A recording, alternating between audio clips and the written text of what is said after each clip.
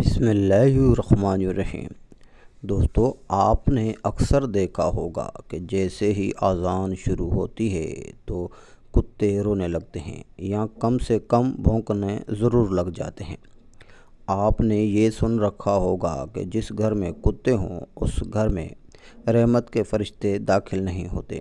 کیا ہمارے پیارے نبی حضرت محمد صلی اللہ علیہ وسلم نے کتوں کو قتل کرنے کا حکم دیا تھا؟ آج کی ویڈیو میں ہم آپ کو بتائیں گے کہ واقعی ان باتوں میں کوئی سچائی موجود ہے یا سب فرضی باتیں ہیں۔ اگر یہ باتیں صحیح ہیں تو کیا کوئی حدیث پاک اس موضوع پر موجود ہے یا نہیں؟ اور کہا جاتا ہے کہ کتے کی پیدائش حضرت آدم کے پتلے کی مٹی سے کی گئی۔ کیا یہ بات درست ہے یا نہیں؟ آئیے سب سے پہلے تو کتے کی پیدائش کی بات کرتے ہیں۔ کہا جاتا ہے کہ امام عبد الرحمن بن الصفوری نے اپنی کتاب میں لکھا ہے کہ حضرت آدم علیہ السلام کے مٹی کے پتلے پر شیطان نے تھوک دیا تھا، پھر اسی تھوک والی مٹی سے کتے کی پیدائش ہوئی۔ یہ بات جھوٹی اور من گھڑت ہے۔ اس کا کوئی بھی حوالہ کسی بھی مستند کتاب میں موجود نہیں ہے۔ دوسری حکایات میں یہ بیان کیا جاتا ہے کہ جب حضرت آدم اور حضرت حوا کو اللہ نے زمین پر بھیجا تو شیطان نے زمینی درندوں کو ورگلایا کہ وہ ان دونوں کو کھا جائیں، تو تب اللہ نے کتے کو پیدا کیا جس نے حضرت آدم اور حضرت حوا کی ان درندوں سے حفاظت فرمائی۔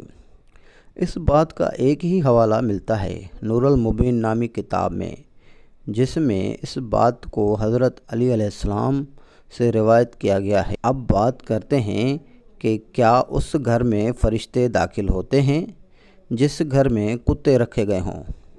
اس بارے میں سب سے مستند حدیث پاک جس کا حوالہ بخاری شریف میں 3227 میں ملتا ہے، اور اس کے علاوہ یہ حدیث تقریباً تمام مستند کتابوں میں ملتی ہے، جیسا کہ مسلم شریف۔ روایت کچھ اس طرح ہے کہ حضرت میمونہ رضی اللہ تعالیٰ عنہ فرماتی ہیں کہ ایک دفعہ حضور صلی اللہ علیہ وسلم نیند سے بیدار ہوئے تو غمگین اور پریشان تھے۔ میں نے پوچھا کہ حضور کیا بات ہے، آپ کی کیفیت بدلی ہے؟ آپ فرمانے لگے، حضرت جبرائیل علیہ السلام رات آنے کا وعدہ کیا تھا پر نہیں آئے۔ پورا دن اسی طرح گزرا، پھر آپ کو یاد آیا کہ ہمارے بچھونے کے نیچے کتے کا ایک بلہ ہے۔ حضور نے اسے نکالنے کا کہا اور اپنے دست مبارک سے اس جگہ پر پانی چھڑک دیا۔ اگلی رات حضرت جبرائیل علیہ السلام آئے اور کہا، ہم اس گھر میں داخل نہیں ہوتے جہاں کتا ہو۔ ایک اور حدیث پاک میں حضور صلی اللہ علیہ وسلم نے فرمایا، جو شخص شکار، ریوڑ کی حفاظت یا کھیتی کی حفاظت کے علاوہ کتا پالتا ہے تو اس کے اجر سے 1 قیراط کم کیا جاتا ہے۔ ثابت ہوا کہ گھر میں فرشتوں کے داخل نہ ہونے، برتن ناپاک کرنے اور دوسری بہت سی وجوہات پر کتا گھر میں رکھنے سے منع کیا گیا ہے، لیکن صرف 3 صورتوں میں رکھا جا سکتا ہے: شکار، کھیتی اور مویشیوں کے لیے۔ اب بات کرتے ہیں حضور صلی اللہ علیہ وسلم نے کون سے کتوں کو مار دینے کا حکم دیا ہے۔ مسلم شریف کی حدیث شریف ہے کہ خالص سیاہ رنگ کا کتا اگر نمازی کے آگے سے گزر جائے تو اس کی نماز ٹوٹ جاتی ہے، اور اس کی وجہ یہ ہے کہ سیاہ کتا شیطان ہے۔ مسلم شریف میں حضرت جابر رضی اللہ تعالیٰ عنہ سے روایت ہے کہ حضور صلی اللہ علیہ وسلم نے فرمایا، تم 2 نقطوں والے خالص سیاہ کتے کو مار دو کیونکہ وہ شیطان ہے۔ 2 نقطوں سے مراد جس کی آنکھوں کے اوپر 2 نقطے ہوں۔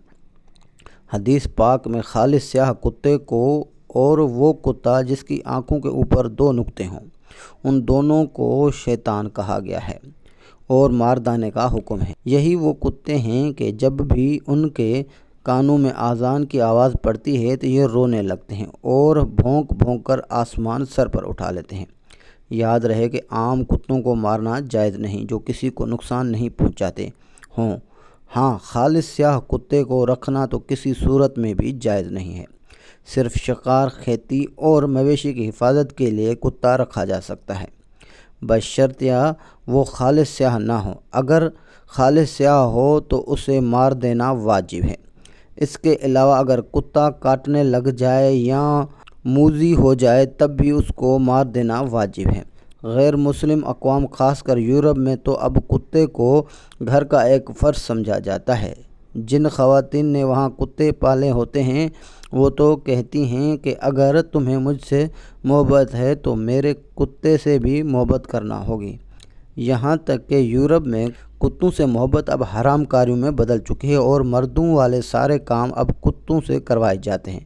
بس یہ بات یاد رکھیے دوستو، کتا چاہے کتنا ہی وفادار کیوں نہ ہو، اگر آپ نے کھیتی کی حفاظت، شکار یا اپنے جانوروں کی ریوڑ کی حفاظت کے لیے نہیں پالا تو پھر روزانہ آپ کے اجر سے 1 قیراط کم کیا جائے گا۔ اور یہ بھی یاد رکھیے، حضور صلی اللہ علیہ وسلم نے 1 قیراط کو احد پہاڑ سے تشبیہ دی تھی۔ اندازہ کریے کہ کس طرح اجر آپ روزانہ گنوا رہے ہیں، اور اللہ پاک ہم سب کو اس نجس، حرام اور شیطان جانور سے دوری عطا فرمائے، اور بروز قیامت ہم سب کو حضور نبی کریم صلی اللہ علیہ وسلم کی شفاعت عطا فرمائے۔ ناظرین، ہمارے اس چینل کو سبسکرائب کریں۔ شکریہ۔